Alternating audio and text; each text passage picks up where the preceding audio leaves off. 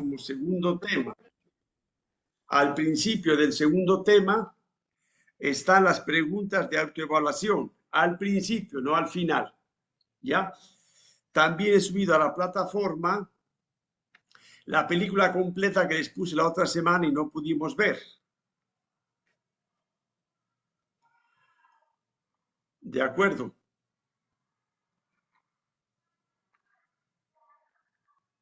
De acuerdo, padre. La película se titula El caso de Cristo, está basada en hechos reales. Es un periodista, su mujer se convierte y quiere demostrar a su mujer que, que Jesús no ha existido, que la religión es un cuento, y empieza a investigar e investigar. Y el trocito que veíamos el otro día se encuentra con un sacerdote que antes de ser sacerdote era arqueólogo, y bueno, como sacerdote sigue siendo arqueólogo.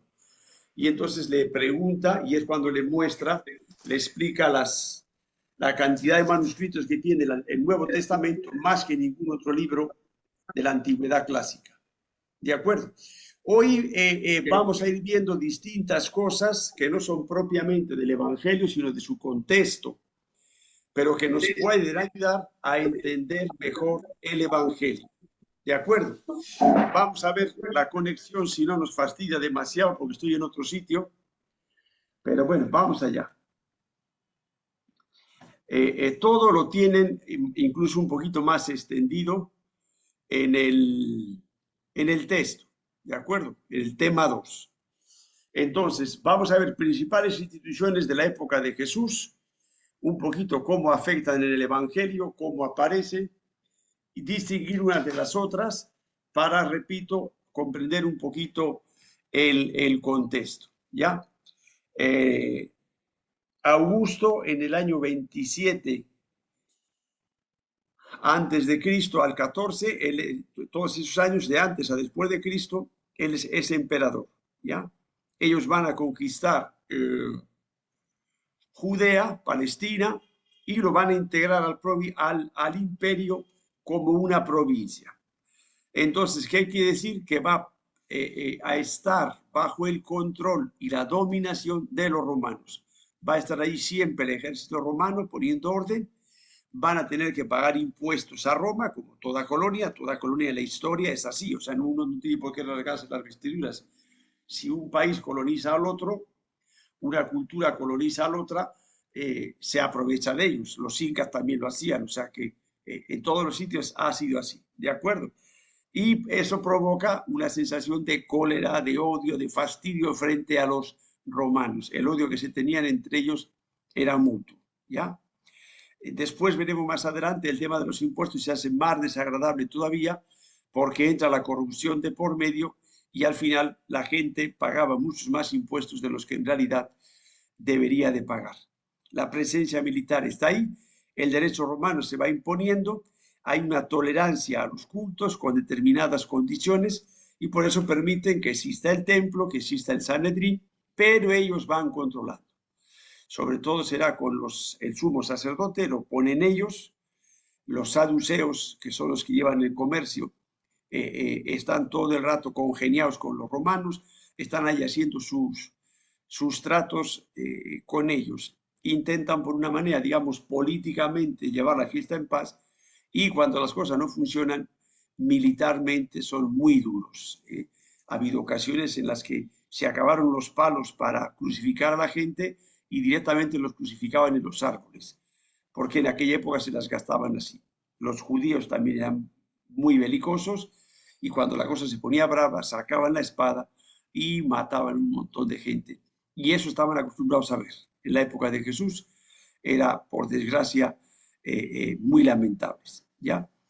En el caso de la tierra de Jesús, veremos después, permitían que exista un rey y hay un procurador, que es el que nosotros más conocemos, es Poncio Pilato, que digamos es el responsable de la presencia, lo que sea el gobernador, el responsable de la presencia romana en toda esa región. Es el que controla el ejército, el que controla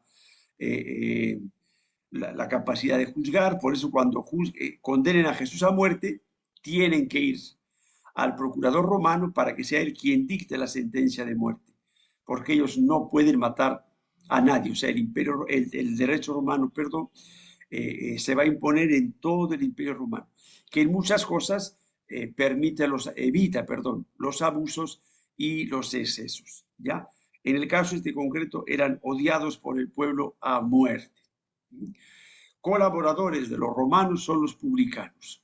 Acabamos de decir, todo imperio que tiene colonias sojuzga sus colonias, saca gente como esclavos para hacer trabajar, para lo que sea, y cobra impuestos. Los impuestos se hacían mediante una especie de alquiler, de subasta. Entonces Roma decía, esta provincia tiene 26.000 habitantes, por poner un ejemplo. Son tantas familias, el impuesto que debe de recibir Roma de esta provincia es tanto dinero. Y entonces había uno que decía, ya, listo, yo te voy a dar, vamos a suponer que fuesen 100.000 soles, yo te voy a dar 110.000. Otro decía, yo te voy a dar 115.000, ya, entonces te lo doy a ti. El que recogía eso tenía su grupo de gente y con ellos iban dividiendo la provincia en partes y en zonas.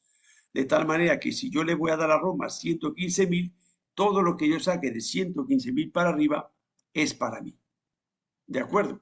Si tengo 10 cobradores de impuestos a mi servicio, ya no le voy a pedir a cada uno 11.500, sino que le voy a pedir 12.000. De tal manera que lo que saco de más es para mí.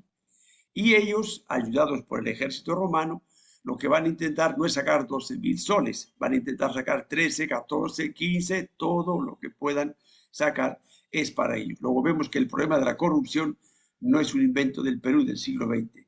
Esto existía desde mucho antes atrás. Por eso los publicanos eran odiados a muerte por los judíos. Uno, porque les sacaban el dinero, mejor dicho, se lo robaban. Había unas prácticas abusivas muy fuertes y sobre todo también porque eran colaboradores de aquel que les sacaba el dinero, que eran los romanos. Por eso el que Mateo entre dentro de los apóstoles ha tenido que ser una situación bastante compleja y bastante complicada y han tenido que tener buenas discusiones entre ellos y a Jesús le han tenido que dar bastantes dolores de cabeza. Claro, cuando Jesús se sienta a comer con un publicano, para el judío compartir mesa es compartir vida. Entonces las autoridades judías, sobre todo los fariseos, cuando ven que Jesús entra a comer con uno de estos, incluso los mismos apóstoles, por muy rica que estuviese la comida, les tenía que dar asco entrar a casa de Mateo. Y se les ponen los pelos de punta, dice, ¿cómo este hombre está comiendo con aquel que nos está robando para los romanos que nos están pisando el cuello para nosotros? Y por eso en aquella época publicano era sinónimo de pecador. Por eso dice Jesús, si ustedes no son mejor que los publicanos, no se está refiriendo solo al que tiene el oficio de publicano, sino a los pecadores. De hecho, hay algunas Biblias que ya directamente traducen por pecadores. Y el impuesto era sobre todo, el impuesto era sobre las cosechas, sobre los terrenos que tenían, sobre lo que llevaban y lo que traían, los puestos, los mercados, los puertos, para entrar y para salir de una ciudad para otra, llevar y traer productos, todo tenía impuestos. O sea que ahora la SUNAT no se ha inventado nada de esto. La única diferencia es que la SUNAT dice el impuesto es tanto, el IGB es un 18%, listo, y nadie puede pasarse de listo en ese sentido. Este es otro grupo de personajes importantes que aparece con mucha frecuencia en los evangelios. Repito, uno de los apóstoles, Mateo, es un publicano, lo cual ya es bastante revolucionario para esa gente. Otro grupo importante es la dinastía de Herodes. Son reyes, pero son reyes vasallos, dependen de Roma. Es Roma quien a Herodes el Grande le dice, te voy a permitir que seas el rey. Cuando él muere, sus 3 hijos reparten de lo que su padre era rey y en cuanto se pasen de listos se los van a quitar de medio. El mismo Herodes el Grande mató a 2 de sus hijos, mató a una de sus mujeres, eran bastante brutos. Él era de Idumea, si recuerdan los mapas del otro día, Idumea está al sur, no es propiamente ni Palestina ni Judea, y por eso le consideraban no un judío, un pagano, no era querido por la gente. Le gustaba construir, era un gran constructor, claro, ¿a costa de quién? De los impuestos. Luego entonces había impuestos para los romanos, había impuestos para el templo, para los saduceos, los fariseos, los saduceos, sacerdotes, y Herodes también cobraba sus impuestos, así que claro, la gente estaba frita a impuestos. ¿De acuerdo? Por un lado, aunque era el rey de los judíos, él tenía que ser leal a Roma y hacía lo que Roma decía. Le gustaba construir y él pensaba que con eso iba a ganarse el cariño de la gente. Es el que va a reconstruir el templo. Recordemos, la semana pasada habíamos dicho, el templo de Jerusalén fue destruido 17 veces, no 19, y reconstruido 18 veces. La última reconstruye y amplía. Vamos a verlo también después, algunos mapas. Vivía a todo lujo, a costa de los impuestos de la gente, vivían con un lujo exagerado, o sea, hasta nosotros mismos nos daría vergüenza vivir así. Y por ese contraste entre la forma de vivir de ellos, vivir a costa de los impuestos de ellos, hacer grandes templos, se sentían orgullosos del templo, pues antiguamente todo pueblo, su orgullo era su iglesia, pero lo hacían ellos voluntariamente, no mediante alguien que les pisaba el cuello y les obligaba a los impuestos. Y por eso, repito, eran despreciados por el pueblo. Los aguantaban porque no les quedaba otro remedio. Otro grupo importante es el Consejo de los Ancianos, el Sanedrín. Está formado por 71 personas. La última es el sumo sacerdote. Los otros son fariseos, saduceos, maestros de la ley o escribas, es lo mismo básicamente. Maestros de la ley que escriba son los que formaban. Básicamente es la aristocracia sacerdotal de Jerusalén. Son las grandes dirigentes. Básicamente, principalmente eran 4 grandes familias. Familia, vamos a ver también después, para los judíos era la gran familia. No era papá, mamá, hijos, estaban primos, sobrinos, nietos, abuelos, todos entraban. Había 4 grandes familias que eran las que manejaban el Sanedrín y las que manejaban todo esto. Con los romanos negociaban para conseguir el puesto de sumo sacerdote. Era una vergüenza, ¿sí? Era todo un manejo. El sumo sacerdote es la figura principal y ahí estaban los principales sacerdotes, los principales escribas o maestros de la ley, los principales saduceos eran los que más o menos manejaban todo, eran las grandes familias todas de Jerusalén. No les importaba a la gente para nada y lo que se dedicaban era pues eso, a organizar ellos, a organizar el templo, los impuestos en el templo. El templo también era un buen negocio para todos. Tenían ciertas competencias penales, pero limitadas por Roma. Son los que van a juzgar y condenar a Jesús, pero ellos no pueden ordenar la muerte de Jesús. Otros casos lo van a hacer de manera extrajudicial, cuando, por ejemplo, matan vaya, no me sale el nombre, a Lorenzo, al primero de los diáconos, a Esteban, que le matan a pedradas. No es el Sanedrín el que le mata, es la gente que se raya y le mata a pedradas, no es el Sanedrín propiamente. Digamos que es un revuelo y un altercado. Ahí en la separata que les he dado, tienen también bastantes fotos, dibujos. Hay un mapa del Sanedrín, cómo se distribuyen 35 a un lado, 35 al otro. Estos grupos que en el Evangelio parece que todos eran amigos, en realidad todos eran enemigos, se odiaban a muerte entre ellos, porque había un deseo desaforado de poder, de dominio, de control, y entre ellos se luchaban el piso todo lo que podían y un poco más. Se unieron cuando encontraron un enemigo común, que fue Jesús. Dentro de esta religiosidad ocupa el lugar central por excelencia el Templo de Jerusalén. Es el único lugar donde se podían ofrecer sacrificios. Luego, todo el mundo que tenía que hacer un sacrificio, por ejemplo, de purificación, veremos también al final un poco el tema de las purificaciones, la pureza legal, tenían que ir a Jerusalén. ¿Sí? Las grandes fiestas anuales, la más principal, la de la Pascua, la de los 50 días o de Pentecostés, la fiesta de las carpas o las tiendas, todo se hacía en Jerusalén. El judío que vivía en Palestina tenía la obligación de ir por lo menos una vez al año a Jerusalén.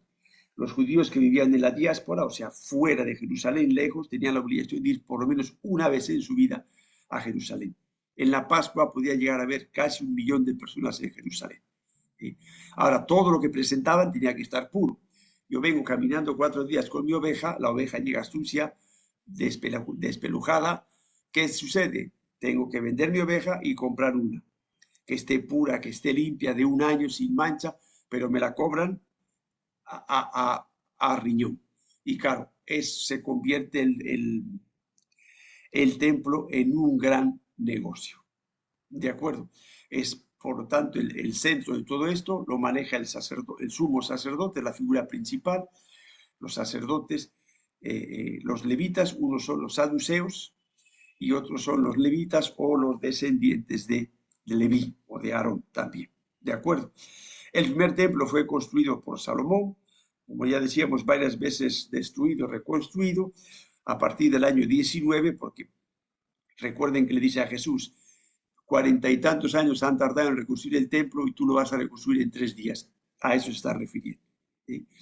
Era enorme, era una de las maravillas de la época y, como digo, tenía todo un comercio asociado. Las monedas no podían ser las monedas romanas porque eran monedas profanas.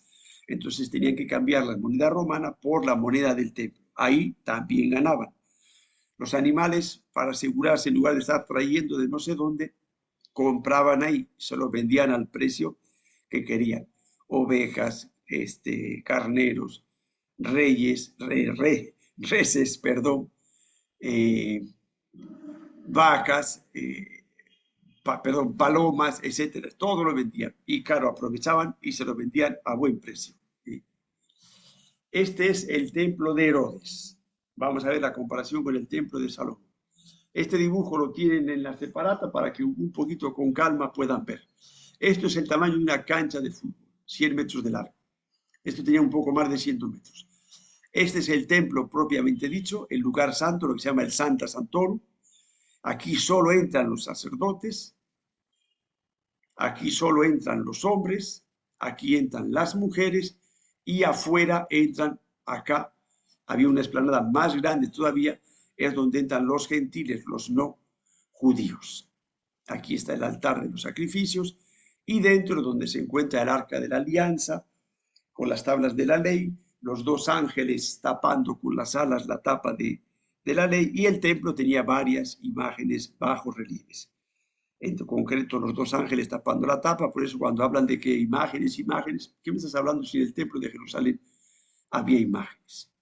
No vamos a explicar todo, todo ahora, pero sí es bueno que con calma lo lean un poquito y en internet también pueden encontrar más cosas. Y les vaya sonando un poquito las cosas. Tiene 5 puertas.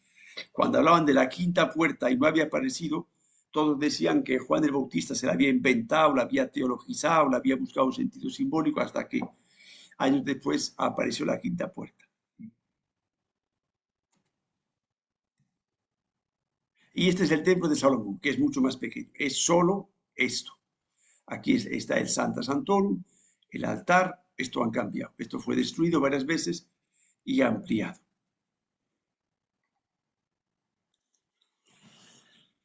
Estos son unos mapas de la época de Jesús, también están en la separata, para que veamos toda la estructura del templo. Aquí está el Sancta Sanctorum, aquí es donde entraban los hombres, aquí donde entraban las mujeres, aquí donde entraban los gentiles. Y todo esto era un tremendo mercado. Ahí donde se cambiaban las monedas, ahí donde se compraban los animales.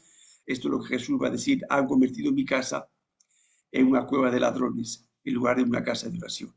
Y va a votar. De hecho, nadie le dice por qué haces eso, porque de alguna manera todo el mundo entendía que aquello era un negocio más turbio que otra cosa. Pero le preguntan, ¿con qué autoridad haces esto? ¿Ya? Esto es la Torre Antonia, que era el palacio de Poncio Pilato. Aquí está el palacio de Herodes Antipas, que es uno de los hijos de Herodes. Este es el palacio de Herodes el Grande, que es más grande todavía. La casa de Caifás, que es el sumo sacerdote en la época de Jesús. El Gólgota está a las afueras. Por aquí es por donde venían ellos, de Galilea. Aquí está el Getsemaní o el Monte de los Olivos, toda esta parte de acá. Este es el camino a Jericó. Por aquí está la casa de Marta y María. Entonces, repito, bueno, que se den el afán un poquito de ir viendo e intentar un poquito recordar más o menos qué cosa le suena a esto de los evangelios, porque cuando uno lo ha visto es más fácil hacernos una idea cuando leemos las cosas para entender lo que decimos, ¿de acuerdo? El templo tenía su propia guardia, es absolutamente independiente del ejército romano. Estos son los que en varias ocasiones les mandan a apresar a Jesús y no pueden porque la gente le tiene por profeta. Son los que van a apresar después también a Pedro y a Juan después de que Jesús resucite. Eran encargados del orden solo y exclusivamente dentro del recinto sagrado o alguna misión especial que les mandaba el sumo sacerdote. No podían chocar con nada con el ejército romano. Allí el que mandaba eran los romanos, estos hacían eso y normalmente procuraban hacerlo siempre de forma discreta para evitar que los romanos digan qué están haciendo ustedes, a quién están deteniendo, por qué le están deteniendo. Les digo que el derecho romano en principio defendía el derecho de la gente y daba la oportunidad de defenderse. Estos también van a aparecer varias veces en la vida de Jesús. Los sacerdotes, ¿de acuerdo? Incluido el sumo sacerdote. Su función principal son los que ofrecen los sacrificios en el templo, los animales que llevan, los animales que matan, los panes sin levadura, los panes ácimos, la fiesta de la Pascua. Ellos son los que se encargan de todo eso, son los responsables del culto y su principal obligación es la pureza ritual.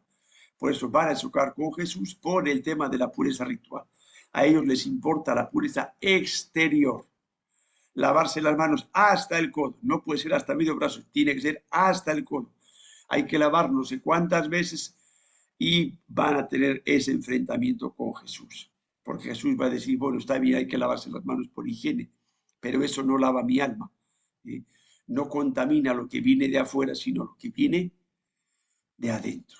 ¿De acuerdo? Y ahí tiene un dibujito explicando un poquito las vestiduras del sumo sacerdote. A veces aparece en la Sagrada Escritura el efod, el pectoral, etcétera, etcétera. Eran familias sacerdotales, provenían de los saduceos y de los levitas. ¿De acuerdo? Tenían varios turnos. Uno de esos turnos es Zacarías, el esposo de Isabel, el padre de Juan Bautista. Cuenta como cuando a él le tocaba el turno, no era de los sacerdotes principales, y por supuesto el turno le va a tocar no en las fiestas principales, sino en una fiesta ordinaria. Entonces, por turnos van ejerciendo su servicio en el templo. Se preparan para hacerlo todo con pelos y señales, que no falte un ápice de lo que Moisés dijo, si no se puede caer el templo encima. Por eso Jesús les critica de hipócritas, porque se preocupan solo de una religión exterior. ¿De acuerdo? Algunos sacerdotes también tenemos la tentación de caer en esto, estar más preocupados por las cosas exteriores que por lo que no digo que esté mal, que por lo realmente importante que es la religión del corazón. En las sinagogas tenemos los rabinos, maestros de la ley o escribas, que es más o menos sinónimo entre todos. Es las capillas que llamaríamos nosotros ahora en toda comunidad judía, en Judea, en Palestina o en otros países lejanos, donde había un grupo importante de judíos, había una sinagoga. Más grande cuando la comunidad era más grande, más pequeña cuando la comunidad era más pequeña. Tenía un jefe de la sinagoga, el encargado, tenía los lectores y los maestros de la ley, que eran los rabinos o los escribas. Ahí no había sacerdotes porque no hay sacrificios. Los sacrificios se hacen exclusivamente en el templo de Jerusalén. ¿De acuerdo? Ahí se lee la Torá, se hace la oración y se enseña. Se reúne la asamblea, la eclesía, de ahí viene el nombre de iglesia, oran juntos, cantan sus salmos, los himnos que ya se saben de memoria, los salmos que se saben de memoria, rezados o cantados, leen un trozo principalmente de la Torá, y los maestros de la ley, o si hay alguna visita importante, explican estas enseñanzas. Tienen algunos rollos dentro de cada sinagoga, eso en aquella época era muy caro, nadie tenía prácticamente el Antiguo Testamento entero, solo grandes sinagogas de lugares lujosos, porque era un lujo tener rollos. En algunos sitios pues tenían 4 rollos de 4 profetas y poco más. Es donde los niños aprendían a leer y es donde se va educando a la gente, como judío religioso y como judío, digamos.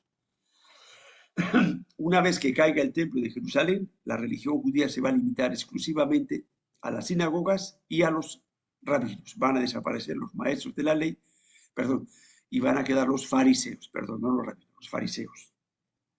A Jesús, como él explica y interpreta, le van a llamar también rabino o maestro. Esta es una imagen de una sinagoga más o menos grande. Podía tener 2 alturas, como las catedrales antiguas ahora mismo. Desde el lugar desde donde proclamaban la palabra de Dios, la gente sentada o parada leía. Acá había puestos más importantes y menos importantes. ¿De acuerdo? Que es lo que leíamos ayer en el Evangelio del domingo. Busca el último puesto para que te manden salir adelante. Era con diferencia el edificio más grande de toda la comunidad judía, como sucede con los pueblos antiguos. La iglesia era el edificio más grande del pueblo y era el orgullo de su pueblo, porque todo el mundo ponía allí para hacer la iglesia y mantenerla y cuidarla. Consejo local y de ancianos. Esto tiene una función más civil que religiosa, ¿de acuerdo? Esto viene ya desde los tiempos de Moisés, cuando elige 70 ancianos, sobre ellos envía parte de su espíritu para que le ayuden a juzgar a la gente. Son una especie de jueces de paz. Escuchan los problemas que hay entre ellos y aplicando la Torá y el Talmud, que son las explicaciones de la Torá. La Torá básicamente son los 5 primeros libros del Pentateuco. Van a poner orden entre los judíos cuando haya pleitos entre ellos. De aquí viene el nombre de presbítero, anciano, en griego es presbítero. Entonces, básicamente son los que ponen un poquito orden. Aparecen también en el Antiguo Testamento y a veces en el Nuevo Testamento, cuando juntan 2 ancianos para juzgar a una persona. Los fariseos, este es un movimiento religioso, los fariseos son estos de aquí, los que llevan ese manto grande, y estos son los escribas, los que llevan, son los que saben escribir y tienen algún material para poder escribir. Es el movimiento principal, el único que va a quedar después del año 70, cuando el emperador Tito destruye Jerusalén y tumba entero el templo de Jerusalén. Son los que tienen la base más popular porque están en todas las ciudades, en todos los lugares. Es la secta religiosa más influyente, son los más cercanos al pueblo, pero curiosamente desprecian al pueblo.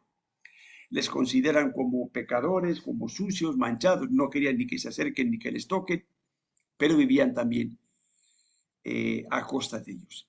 Estos creen en la inmortalidad del alma, en la resurrección y en los ángeles. También hacen mucho énfasis en la pureza.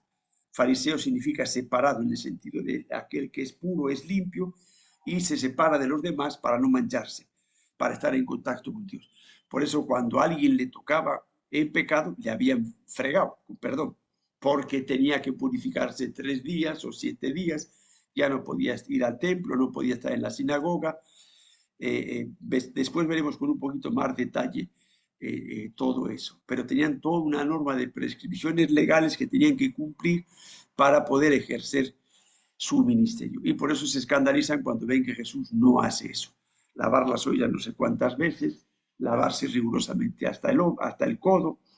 Son los que han inventado 614, me parece, o algo así, 600 y pico normas, más de la mitad que prohibían y las otras que mandaban.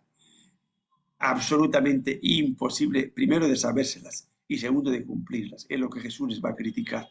Ustedes cargan pesadas fardos sobre las espaldas de la gente que ni ustedes mismos son capaces de cargar. En ese afán de explicar todo, de especificar todo para que no estén manchados, para que sean puros, han convertido la religión en algo insoportable, en algo que no se puede vivir. Por eso a ellos Jesús les critica, y por eso fariseo es sinónimo de hipócrita. Es aquel que impone cosas a los demás que después él no vive porque simplemente son imposibles. Serán fariseos y saduceos, fariseos sobre todo los que le pregunten cuál es el mandamiento más importante.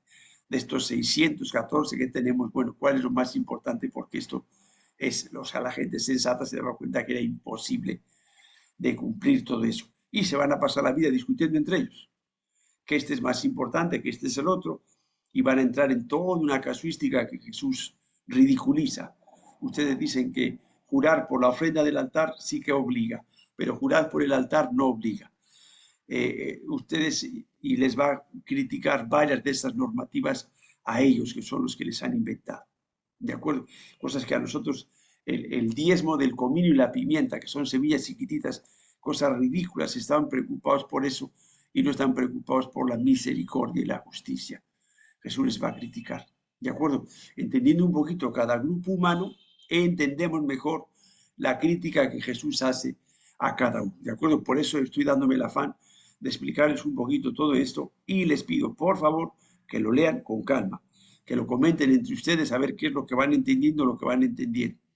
Porque claro, si lo hacía ahora todo deprisa y corriendo, cuando acabe el PowerPoint, en la cabeza tienen todo un revolutum de gente, de nombres y de caras que no se van a acordar de nada. Hay que leerlo después un poquito con calma y ver la diferencia entre el uno y el otro. ¿De acuerdo? Saduceos son sacerdotes, es la aristocracia sacerdotal. Como digo, hay dos tipos de sacerdotes, los descendientes de Sadoc y los sacerdotes normales, que son los levitas, los descendientes de Leví. Unos son el clero alto, que llamaríamos con terminología de ahora, y otros son el clero bajo. Son los que manejan el templo, los que manejan el comercio, los que se entienden con los romanos, los que manejan todo el comercio del templo, una sarta de mangantes, que diríamos ahora. Solo aceptan los 5 libros del Pentateuco. Recuerden, Pentateuco significa 5 vasijas, porque cada rollo se guardaba en una vasija. No aceptan la resurrección, por eso se pelearán con los saduceos por ese tema. Pablo, cuando se enfrente al Sanedrín, como sabe que unos son saduceos y otros fariseos, para dividirles dirá, hermanos, yo estoy aquí porque creo en la resurrección. Y se arma el laberinto, paz. Los saduceos dicen, y si le habla un ángel, ustedes que saben. Y los saduceos, no, los ángeles no existen. Se armó el lío, padre, y San Pablo salvó su pellejo, porque conocía que eran los saduceos y que eran los fariseos. Eran los más conservadores en cuanto que solo querían los 5 primeros libros de la ley. Los profetas, los libros sapienciales, no les interesaban a ellos. ¿Sí? Y como digo, se peleaban duro y parejo entre ellos también y sobre todo con los fariseos por el tema del poder. Vivían también lujosamente con un lujo vergonzoso y eran los que negociaban con los romanos y hacían todo su chanchullo y todo su trapicheo. Tú me dejas hacer esto y yo te doy tanto. Tú me dejas hacer lo otro y yo te doy. No, este me da más, pues se lo doy a este y a ti te lo quito. Que lamentablemente, este es el mundo al que llegó Jesús. Los esenios, de repente aún he escuchado los escritos del Mar Muerto de Qumran, la gente habla como que fuese la última chupada del mango y como que la iglesia lo tiene escondido, no tiene ningún misterio. ¿Sí? Eran comunidades religiosas parecidas a los monjes.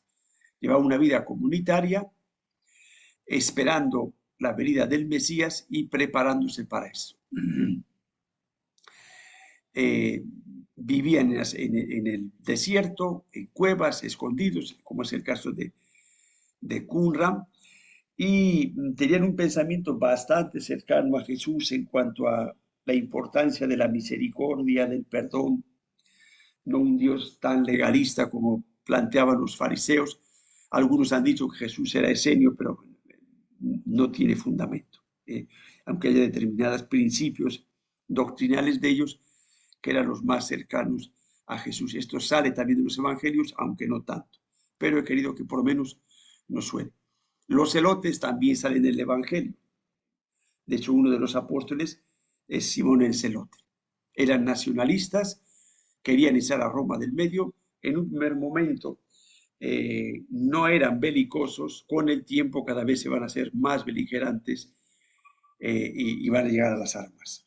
Son los que van a luchar contra Roma a fines de los años 60 y Roma se va a levantar en armas y va a arrasar Jerusalén y el templo. Celote viene de celosos de. Eran enemigos de los romanos y de todos sus colaboradores. Por eso que los apóstoles de Jesús haya un celote y un cobrador de impuestos, un publicano, es una cosa que en esa época no les tenía que romper los esquemas a todos, porque si cualquier judío era enemigo de un publicano, un celote era el que los buscaba para matarles, y sin embargo están viviendo juntos. Luego ya dice mucho del mensaje de paz y de unidad que Jesús ha traído a la tierra. Buena parte de ellos venían de Galilea, que era un pueblo bastante levantisco. La familia judía no era papá, mamá y hijos, era todo un clan. Era una unidad económica, educativa y de identidad. El patriarca, que era el abuelo, era, digamos, la figura máxima de toda la familia y era el más importante de toda la familia. Era el que organizaba, el que decía, y de alguna manera todo era su propiedad. Los hijos, la esposa, las hijas, la nuera, todo era de su propiedad. Era el que de alguna manera ponía orden en la familia, educaba a la familia, corregía a quien se salía de madre. Por eso cuando Jesús empieza a predicar, consideran que están locos, van a buscarle, porque es un deshonor, es una vergüenza para la familia que haya un loco en la familia. Era muy importante para ellos el honor. Podían matar a un miembro de su familia que ha manchado el honor de la familia. Mataban a este y supuestamente con eso el honor de la familia quedaba limpio. Entonces es una estructura bastante fuerte en esa época. Y bueno, cada familia, pues después, como vemos en los evangelios, tenía sus cultivos. Los que eran agricultores, pues todos se dedicaban a la agricultura. Los que eran pastores, todos se dedicaban al pastoreo. Los que vivían alrededor del lago de Genesaret, que veíamos el otro día en los mapas, pues eran todos pescadores, como la familia de Pedro, de Andrés, de Juan. Toda la familia se dedicaba a la pesca. Por eso dice, dejando las redes ya su padre, están dejando a la familia, están dejando todo lo que en aquella época le daba seguridad. La familia era la que se encargaba de proteger a todos y el que era una verruga en la familia era echado fuera o era matado. Los niños no tenían ninguna importancia ni ningún valor, simplemente era un proyecto de judío y nada más. La persona más importante era el patriarca. Tremendamente machistas, por supuesto. Las mujeres estaban allí para tener los hijos, para criarlos y para hacer lo que el padre de familia le diga. Por eso cuando San Pablo empieza a plantear la igualdad entre el varón y la mujer, a algunos también les sigue sonando machista, pero es un planteamiento revolucionario de aquella época. Decir de que la mujer es cuerpo del varón y que yo, igual que yo cuido mi cuerpo, tengo que cuidar a mi mujer, en esa época no era así. La mujer era propiedad del varón y el varón hacía con la mujer lo que le daba la gana. Y de hecho, sabemos que cuando eran sorprendidos en adulterio, un varón con una mujer, a la que se apedreaba era la mujer, no al varón. El varón igual estaba tan fresco allí tirando piedras, entre otros. Y por eso Jesús va a defender a la mujer y va a decir, ojo, si esta mujer ha cometido adulterio, ¿dónde está el varón que lo ha cometido? El que esté libre de pecado, que tire la primera piedra. ¿Ya? En ese mundo patriarcal y machista donde Jesús se va a encarnar y va a ir explicando su evangelio. Por eso la familia, cuando él empieza a predicar, van a buscarle. ¿De acuerdo? La pureza ritual en tiempos de Jesús es un aspecto central de la vida religiosa judía desde la ley de Moisés. No es una higiene física, es un estado espiritual y legal que permite participar en el culto, acercarse al templo y acercarse a otras personas. No es un pecado en sí, es un estado que limita el acceso básicamente al templo, a lo sagrado. ¿De acuerdo? ¿En qué consistía la pureza ritual? Esto también está en el tema. Digamos una especie de marca de está apto, limpio, puede entrar en contacto con lo sagrado. Está manchado, fuera, no tienes derecho, tienes que purificar. Ahí entendemos los 40 días de María que necesita para purificarse porque ha dado a luz. La sangre es señal de la vida. Todo aquel que ha tocado la sangre es considerado impuro. Cuando la hemorroísa que está botando sangre se acerca a Jesús en medio de la gente que la aplasta, está contaminando a todos aquellos que está tocando. Por eso la mujer no se atreve a decir nada porque dice, me matan aquí a pedradas ahora mismo, porque he hecho impuros a toda esta gente. Jesús absolutamente no habla para nada del tema ni de pureza ni de no impureza. Mujer, tu fe te ha salvado. Grande es tu fe. Está regulado en el libro del Levítico, de los Números. Y de alguna manera marcaba la diferencia entre lo sagrado y lo profano, que es algo muy importante en el templo de Israel y en el mundo judío, separando lo sagrado de lo profano. Mientras que Cristo va a ser al revés, va a decir todo es sagrado y todo es profano. ¿De acuerdo? La tentación que nosotros tenemos es volver a lo mismo. Un cuadro sencillito. Principales impurezas, lepra y afecciones de la piel. Tenían que aislarse completamente, vivir fuera del pueblo y no podían entrar en contacto con nadie. Por eso, cuando hay un leproso o un grupo de leprosos, van con una campanita y tienen que ir gritando impuro, impuro, impuro, para no tocar a nadie. Aquí se mezcla la impureza legal con un tema de salud. ¿Ya? En la época de Jesús también consideran que toda enfermedad es consecuencia de un pecado. Luego un leproso algo ha hecho para ser leproso. ¿De acuerdo? Es el sacerdote el que le revisa y dice, le declara puro. Puedes volver al pueblo, puedes volver a entrar al templo. Tienes que entregar un sacrificio en el altar por tu purificación. Por eso cuando Jesús cura a los 10 leprosos, le gritan desde lejos porque no pueden acercarse. No es porque sean maleducados. Y Jesús dice, vayan a presentarse al templo. ¿Para qué? Para esto. Para que el sacerdote les revise y presenten su sacrificio y puedan incorporarse a la vida ordinaria del mundo judío. El otro es todo lo relativo con la sangre. Hay unos baños rituales que tenían que hacer, tenían unas piscinas especiales para eso, o en determinados ríos que se consideraban más limpios que otros. La menstruación de la mujer, cada 28 días la mujer tenía su menstruación, durante prácticamente una semana tenía que estar báñate, que báñate, váyate, que báñate, váyate, que báñate, para poder ir al templo, si no, no podía. Y los varones también cuando tenían su flujo seminal, o sea, cuando uno es virgen y no tiene relaciones con una mujer, pues se produce normalmente en la noche lo que se llaman las poluciones nocturnas, del semen que uno va acumulando. Eso también producía una impureza. Lo que pasa es que la mujer era de más días, el varón era solo de 3 días. Todo contacto con la sangre, también todo contacto con un cadáver.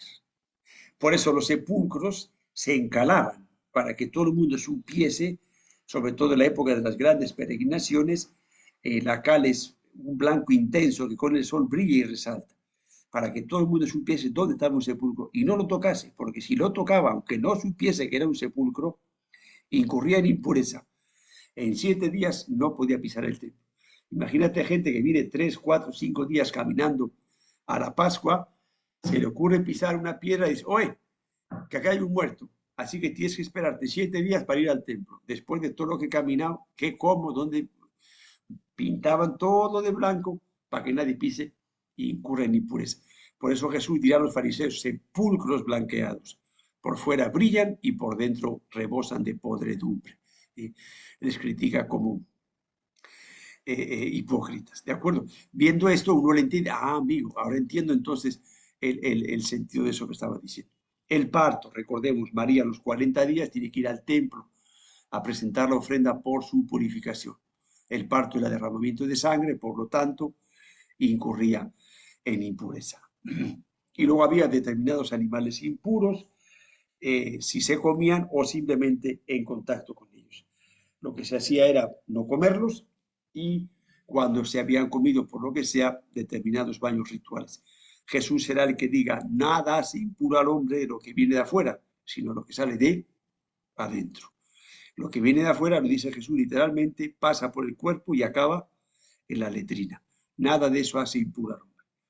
Aún así, leemos en los Hechos de los Apóstoles, creo que es capítulo 10, cuando Pedro tiene un sueño, que es una especie de mantada gigante llena de animales, que el ángel le dice, Pedro, mata y come. Y Pedro, a pesar de que Jesús ha dicho que declaraba todo impuro, en su cabeza, digo todo puro, perdón, en su cabeza sigue estando la educación que ha recibido desde niño. Y dice, jamás he comido nada que sea impuro. Y Dios le dice, ¿por qué tú declaras impuro lo que yo he declarado puro. Los evangélicos están todavía en el Antiguo Testamento, están todavía con este tema en todo esto. Pero bueno, los evangélicos no nos importa Jesús y los evangelios. ¿De acuerdo? Por último, géneros literarios. Cuando han visto introducción a la Biblia, han visto los distintos géneros literarios. ¿Qué quiere decir? Que de acuerdo a lo que yo voy a contar, lo voy a manejar de una manera o lo voy a manejar de otra manera. ¿De acuerdo? Les pongo un ejemplo muy sencillito. Salimos de paseo. Llegamos al día siguiente a clase y la profesora nos manda a hacer una redacción del paseo. Lo voy a hacer de una manera. Llega la siguiente clase de comunicación y dice, ahora vas a hacer una poesía del paseo. Luego llegas a tu casa y explicas a tu mamá qué has hecho del paseo. Te encuentras a tu amigo y le cuentas otra cosa distinta de lo que has hecho en el paseo. Normalmente a tu amigo le vas a contar una cosa que a tu madre no se la has contado. Y a tu madre le has contado lo bueno, no le has contado la travesura que has hecho y te has compartido con tu amigo y te has reído. El paseo es el mismo, pero le estamos contando de formas distintas. Entonces, cuando nosotros queramos entender bien lo que Dios dice en la Sagrada Escritura, en nuestro caso en concreto los Evangelios, conviene que entendamos qué género literario es, a quién va dirigido y cuál es la finalidad que tiene. ¿De acuerdo? Milagros. Básicamente, hay una necesidad de una persona, de un grupo de personas, una intervención milagrosa de Jesús y la reacción de la gente. Muestran el poder de Jesús, su compasión y la fe de la persona a la que ha sido hecho el milagro. Aquí falta este detallito de la fe. ¿De acuerdo? La curación del ciego de Jericó, la multiplicación de los panes. ¿Ya? La fe o la participación que yo tengo en el milagro. Todos milagros yo tengo también que poner algo de mi parte. Las parábolas son cuentitos que lo que buscan es una enseñanza específica. Después, si ya queremos sacarle los tres pies al gato y a todo lo que la parábola tiene queremos darle un sentido, podemos pillarnos los dedos. ¿De acuerdo? Hay una diferencia entre las parábolas y las alegorías. La alegoría es una parábola más grande, mucho más extensa, en la que no tiene un solo significado, sino que tiene varios significados. Por ejemplo, el sembrador es una parábola que fácilmente se puede alegorizar, porque la semilla que cae en el camino en la tierra dura es una cosa, la semilla que cae entre piedras es otra cosa, la semilla que cae entre zarzas es otra cosa, y la principal enseñanza es la tierra, que está abierta y recibe la buena semilla. ¿Ya? El hijo pródigo tiene una enseñanza. Dios está dispuesto a perdonar siempre a sus hijos.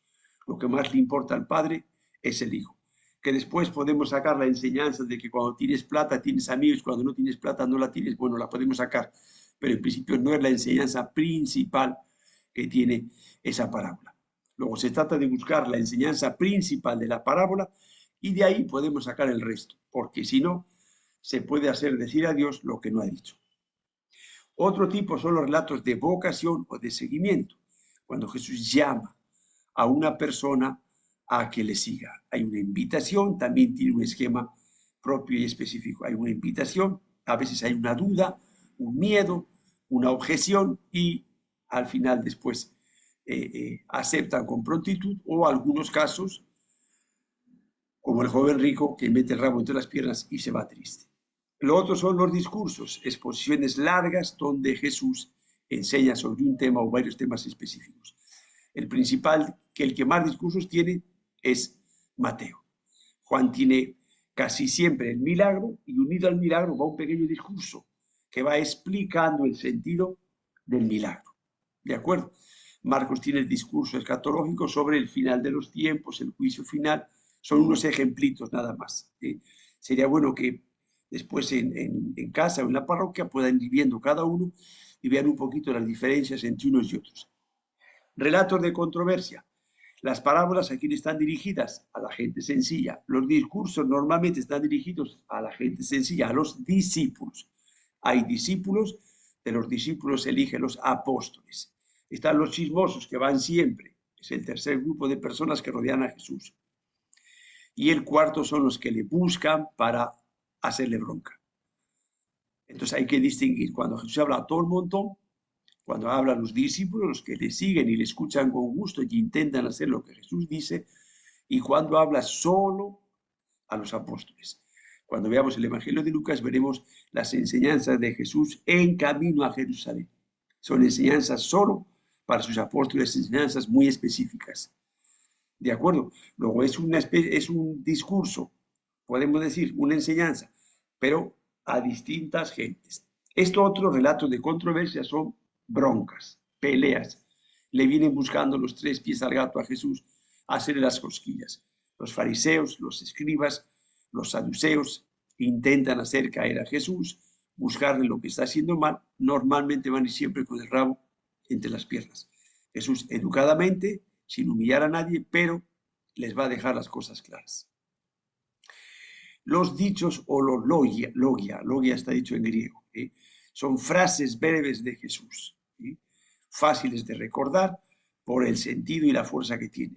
El sábado se hizo para el hombre, no el hombre para el sábado. Yo soy el camino, la verdad y la vida.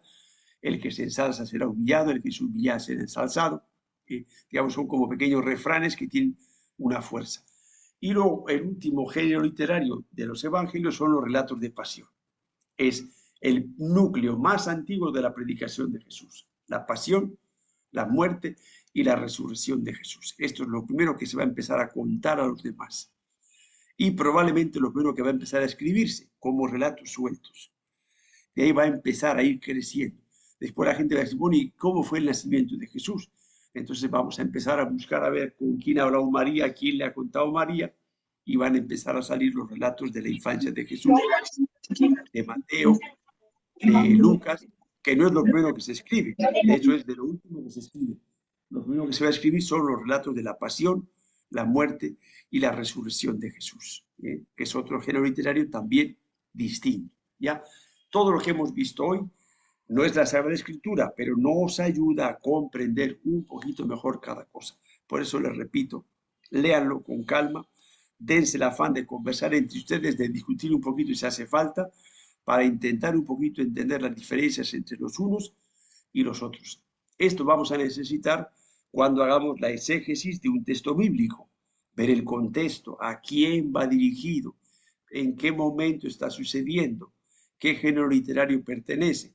Todo esto nos va a ayudar a comprender lo que Jesús quiso decir en ese momento. Esa es la base. Ahora, sobre lo que Jesús quiso decir en ese momento, vamos a sacar la enseñanza del escritor, del evangelista, para su comunidad, en el momento de la comunidad. Está uno unido al otro. De ahí sacamos una enseñanza más o menos universal. Y de esa enseñanza universal saco la enseñanza para mi vida, para mi comunidad, aquí y ahora. No para golpear con la Biblia al vecino o a la vecina, a mi suegra, a mi cuñada, a mi esposa, no. La enseñanza para mí aquí y ahora, pero conectada con todo esto que estamos haciendo. Si no, tenemos el peligro de decir a Jesús lo que yo quiero que Jesús diga, no lo que Jesús realmente dijo. Puede parecer un poquito enredado. En cuanto tengamos un poquito de soltura y nos hayamos acostumbrado a hacerlo, verán cómo se entienden mucho mejor las cosas. Uno entiende y le saca, por supuesto, ese es el sentido, mucho más el jugo y el gusto al Evangelio. En primer lugar, repito, para mí, para mi vida personal, para mi oración, para mi participación de la Eucaristía, empiezo a darme cuenta, anda, si esto está sacado del Apocalipsis en la misa, esto está sacado del Evangelio. Esto es lo que le dijo Jesús al centurión romano. Y ahora resulta que toda la misa está sacada de la Biblia. Y ahora te vienes a enterar. ¿Por qué? Porque para eso estudiamos. Para después disfrutar en la celebración de la Eucaristía, viendo cómo estoy alimentando mi alma con la palabra de Dios, no solo la que se lee, sino la que está en los relatos de la celebración de la Santa Misa. Y después, cuando leo cada día y hago mi pequeña oración con los textos de la Escritura, sobre todo con el Evangelio, que es lo más sencillo, voy sacando enseñanzas que enriquecen mi vida. Y de lo que ha enriquecido mi vida, yo transmito con fuerza, porque es palabra viva, porque pasa a través de mí. Si no, yo me dedico a dar bibliazos a la gente, es palabra muerta, que no vale de nada. No, pero es que, no. o pasa por mí, no vale de nada. ¿Ya? Entonces, si Dios nos ha permitido, nos ha invitado a estar en la escuela de evangelización para aprender, es para que te rasques un poco la cabeza, te saques la caspa, pienses, aprendas y saques el gusto, la enseñanza de lo que Dios quiere enseñarte para ti y a través de ti a los demás. Por eso les decía desde el principio, es un curso exigente, hay que leer, hay que ponerse de nuestra parte. Hay que discutir entre nosotros para ir viendo qué es lo que Dios nos está haciendo. Y por supuesto hay que invocar al Espíritu Santo. Siempre antes de leer la Sagrada Escritura, si quiero sacar algo de ella, tengo que invocar a aquel que inspiró la Sagrada Escritura, que es el Espíritu Santo. Pero no basta con eso. Si Dios está permitiendo que tú aprendas estas cosas, es para que puedas sacar un poquito más de partido, un muchito más de partido y de jugo a la Sagrada Escritura. ¿De acuerdo? Pues con esto acabamos por hoy. Si tienen alguna pregunta o alguna cosita, disculpen el retraso. Ya digo, no sé qué problemas ha habido. Y por eso hemos empezado un poquito más tarde. Aquí hace una pregunta. ¿Los romanos al elegir los sumos pontífices elegían a romanos o a judíos? A judíos. Ya hemos dicho que el sumo pontífice estaba tomado entre las grandes familias judías, normalmente eran saduceos, pero eran judíos. Lo que hacían era negociar con ellos. Saduceos y fariseos, todos son miembros del pueblo judío.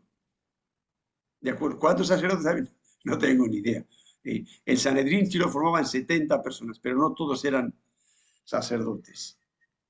¿Cómo diferenciar entre discípulos y apóstoles? Discípulos son todos aquellos que siguen a Jesús, le escuchan con gusto e intentan vivir como Jesús dice. ¿Ya?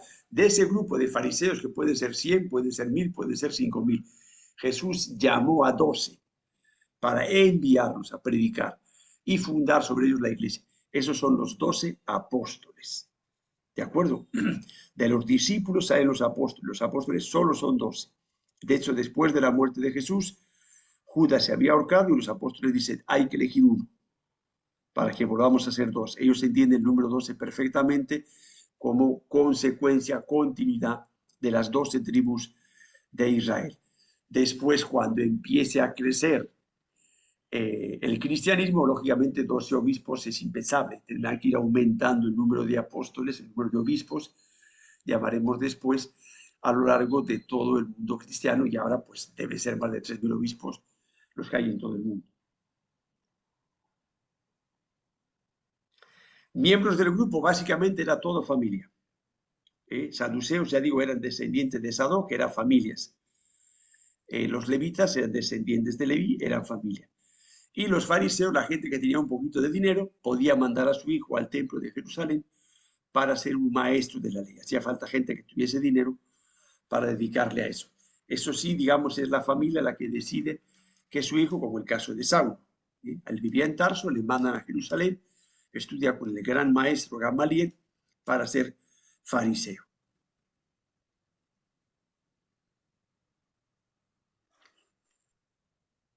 De acuerdo. Léanlo, repito, con calma, bonito. Pregunten a los padrecitos que tienen a su alrededor lo que no sepan. Y luego los que tengan una buena Biblia, muchas de ellas también tienen un índice de términos. Ahí también pueden ver para completar un poquito las cosas. Lo que no Padre quede claro, Alfonso, buenas noches. Le hago una preguntita. dime. Quiere que me aclara sobre la tarea. Me dice que la primera tarea es el último o algo así. No. La autoevaluación de este tema no está en el texto base, sino en el tema 2 que está aparte. ¿De acuerdo? En el texto base, las preguntas de autoevaluación están al final del tema. En el tema 2 que está aparte, las preguntas de autoevaluación están al principio del tema. ¿De acuerdo? Sí. Ahí también les he puesto 2 páginas de internet donde tienen todas estas cosas que estamos hablando ahora, bastante sencillito, si alguien quiere completar o lo que sea.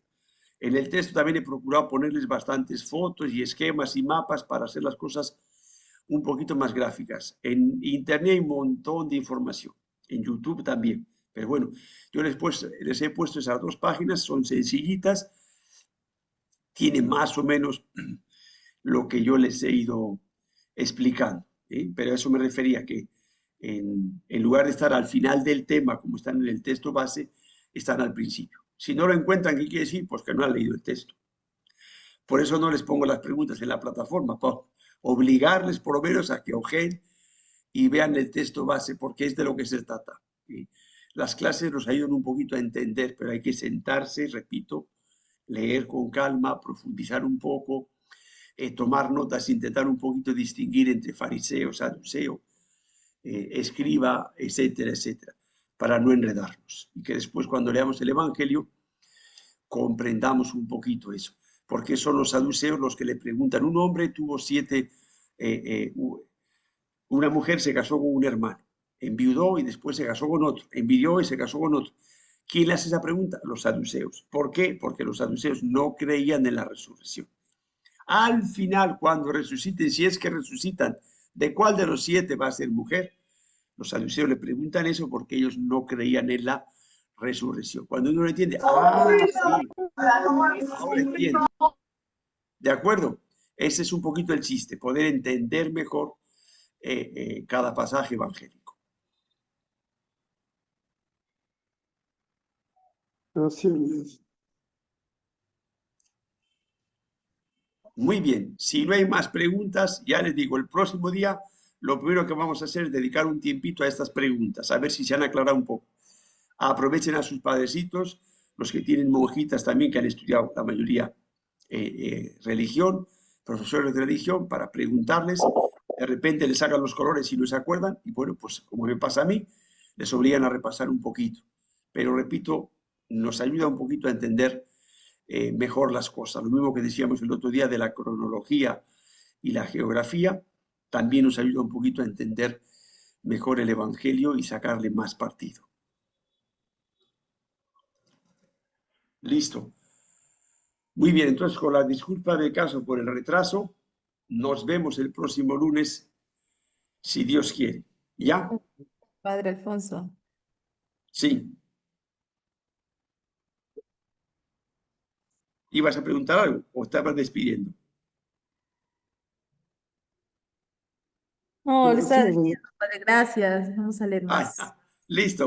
Chao. Gracias, Vamos a cenar Padre. los que no Muchas hemos cenado. bendiciones. Padre, Chao. gracias, Padre. Chao. Gracias, Padre. Buenas noches, Padre. Ya, Gracias, sueño con los bendiciones. angelitos.